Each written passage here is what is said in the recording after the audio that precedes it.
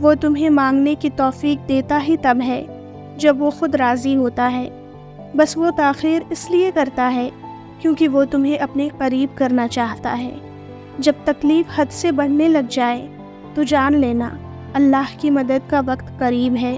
جب سہنے کی ہمت ختم ہو جائے تو جان لینا انعام ملنے کا وقت آ پہنچا ہے۔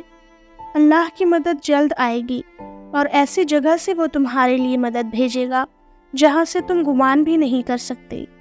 اپنے دل سے یہ وہم نکال دیں، یہ ناممکن کے وسوسے شیطانی ہے، کیونکہ آپ کا رب ہر چیز پر قادر ہے۔ وہ آپ کی دعائیں قبول کر کے آپ کا نصیب بھی بدل سکتا ہے۔ کامل یقین اسے کہتے ہیں جب تم سخت ترین آزمائش میں ہو اور تمہارا دل کہہ رہا ہو میرا اللہ جلد میرے لیے آسانیاں پیدا فرما کر مجھے اس مشکل سے نکال لے گا۔ آغاز میں اللہ تمہارا صبر آزمائے گا اور کچھ چیزیں مشکل ضرور بنائے گا، مگر اختتام ہمیشہ ویسا ہی کرتا ہے اللہ جیسا تم چاہتے ہو۔ شیطان تمہارے دل میں وسوسے ڈال کر صبر کرنے سے روکتا ہے، کیونکہ وہ جانتا ہے کہ صبر کا اجر کتنا عظیم ہے۔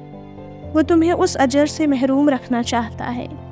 بے شک زیادہ وقت گزرنے پر تکلیف سہنا مشکل ہوتا ہے، لیکن جتنا زیادہ تم صبر سے کام لوگے اس کا پھل اتنا ہی دوگنا کر کے دیا جائے گا۔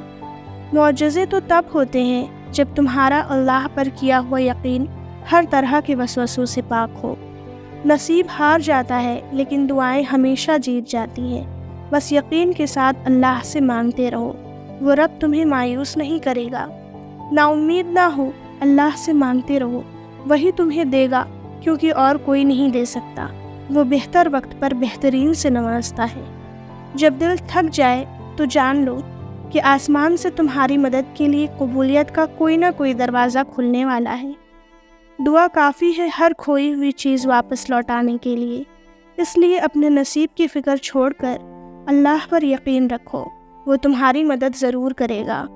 جب تم اپنے کامل یقین اور صبر کے ساتھ اپنے رب کی رضا میں راضی ہو کر چلتے رہو گے تو پھر یاد رکھ لو معجزے دور نہیں،